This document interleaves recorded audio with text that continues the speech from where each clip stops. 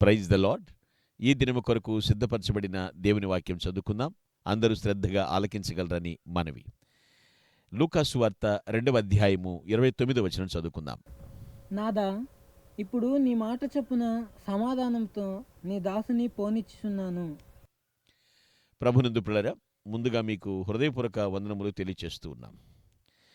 ఇక్కడ మనం చదువుకునేటువంటి విషయం చూస్తే ఎంత హృదయాన్ని పులకింపచేస్తుందో ఈ మాట అనేది నాకు అర్థమవుతుంది. ఒక వృద్ధాప్యంలో ఉన్నటువంటి ప్రవక్త సుమియోన్ చాలా కాలం నుంచి మెస్సియా కొరకు ఎదురు చూస్తూ ఉన్నాడు. ఆ సందర్భం రానే వచ్చింది, ఆ సమయం రానే వచ్చింది పిల్లలు.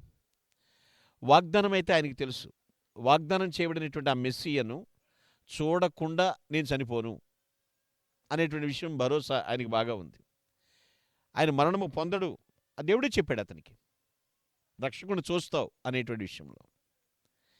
ఇక్కడ ఏదో స్పాంటేనియస్గా కలిశారా అనేటువంటి విషయం కాదు. అక్కడ మరియా యోసేపులు బాలుడైనటువంటి శిశువైనటువంటి యేసుక్రీస్తు ప్రభువాన్ని దేవాలయానికి తీసుకొస్తారు. వాళ్ళ దేవాలయం ఉండగా ధర్మశాస్త్ర పద్ధతి చొప్పున యేసుక్రీస్తు విషయమే బలి అర్పణ జరిగించడానికి అక్కడికి వచ్చినప్పుడు ఆ తల్లిదండ్రులు యేసుక్రీస్తుని తీసుకొచ్చినప్పుడు పిల్లరా, ఆ శిశువుని అక్కడికి అనుకోని విధంగా రాలేదు. ఒక పని ఉంది అక్కడ, ఆ బలి అర్పణ నిమిత్తం వచ్చారు. అక్కడ తీసుకురాగానే ఆత్మవశుడై అతడు దేవాలయంలోనికి వచ్చినప్పుడు శిశువుని తన చేతుల్లోకి తీసుకోగానే ఆ శిశువు ఎవరో సుమియోను ప్రవక్తకు అర్థమైపోయింది. ఆహా, నా జన్మ ధన్యమైపోయింది అనుకుంటున్నాడు. చాలు నాకు ఈ జీవితానికి.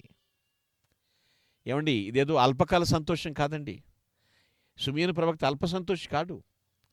తనకి ఏ వాగ్దానం చేయబడిందో ఆ నెరవేర్పు చూస్తున్నాడు అక్కడ. రక్షకుడిని నేను చూసిన తర్వాతే చనిపోతాను. ఎంత గొప్ప విషయం చూడండి. అంటే వెంటనే ఆ బాలుని, ఆ శిశువుని గుర్తుపట్టడం, ఆ శిశువు కోసమే నేను ఇంతకాలం ఎదురు చూస్తున్నాను, రక్షకుడు ఇతనే అని గుర్తుపట్టడం ఎంతగా హృదయాన్ని కదిలిస్తుంది ఆలోచించండి.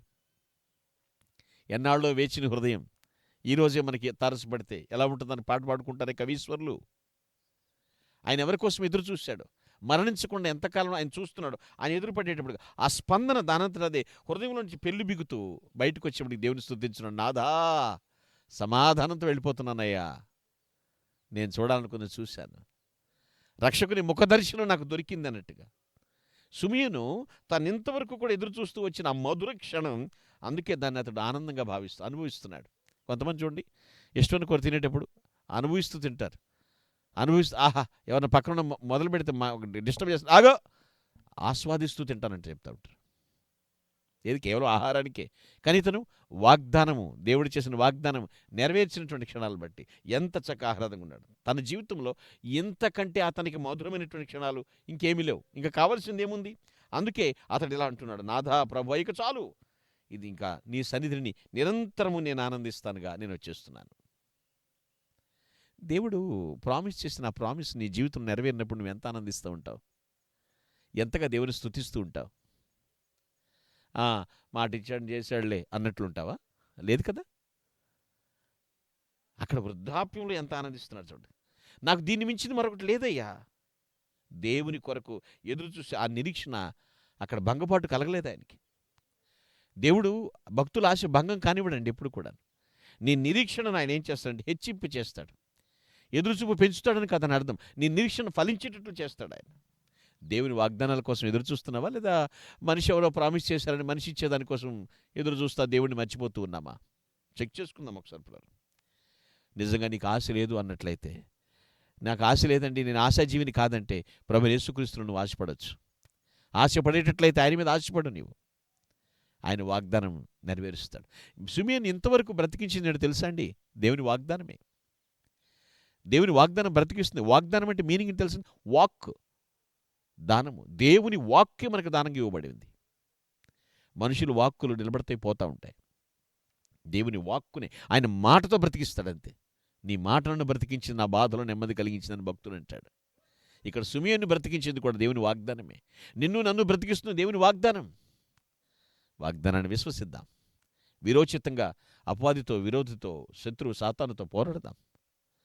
విజయీభవ అన్నట్లుగా విజయం సొంతం చేసుకుందుముగాక. Amen. Please all close your eyes. Let us pray. My Heavenly Father, my Sovereign God, కోటాను కోట్ల స్తుతులు నాయన. వృద్ధాప్యంలో ఉన్న సుమియను ఎంత చక్కగా ఆ హృదయం స్పందించిన విధానం, నాథా నా జీవితానికి ఇది చాలు అన్నట్లుగా తన ఆశ, తన కళ నెరవేరేటటువంటి రోజుని ఎంత సౌహృదయంతో స్వీకరించాడు, నిన్ను స్తుతించాడు. అతన్ని మీరిచ్చిన వాగ్దానమే బ్రతికించింది ప్రభువా. మమ్మల్ని కూడా అలాగే తండ్రి, మీకోసం బ్రతుకుతాం, మీ ద్వారా బ్రతుకుతాం, మీతో బ్రతుకుతాం ప్రభువా. మీరిచ్చేటువంటి ఆ వాగ్దానం నెరవేర్పు కోసం ఎదురు చూస్తామని ప్రభుని క్రీస్తు పేరిట ఎదురు చూస్తున్నాము దేవా. Amen. Glory to God. Thank you one and all. May God bless you.